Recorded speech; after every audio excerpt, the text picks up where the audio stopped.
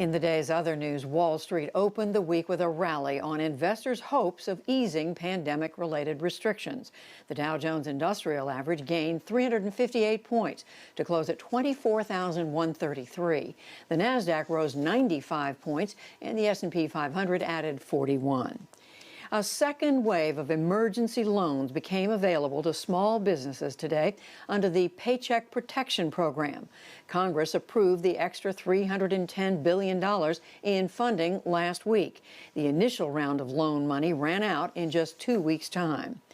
Officials in South Korea today renewed calls for caution amid speculation about Kim Jong-un.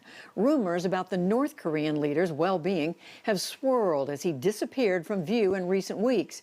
The South Unification Minister said today that his government is confident that there is nothing to the talk. A spokeswoman followed up.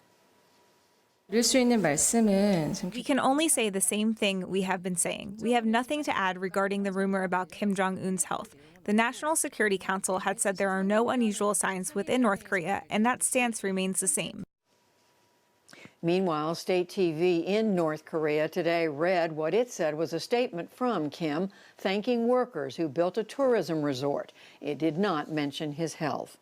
In Afghanistan, civilian deaths from fighting during the year's first quarter were the lowest for that period since 2012. The United Nations reports that 533 people were killed from January through March, including more than 150 children. But that was down 29% from 1 year ago, despite an escalation in attacks during March. Back in this country, the U.S. Supreme Court ruled today that the federal government must pay insurance companies for losses during the early years of Obamacare.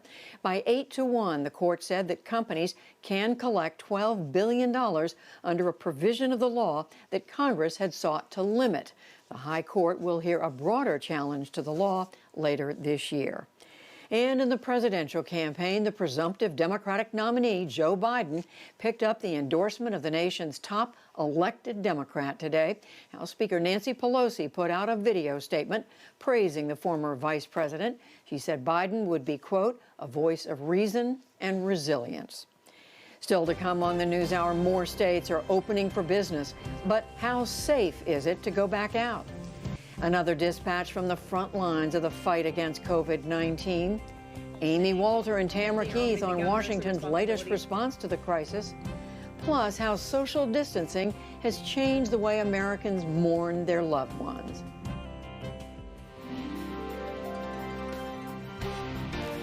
This is the PBS NewsHour from WETA Studios in Washington and in the West from the Walter Cronkite School of Journalism at Arizona State University.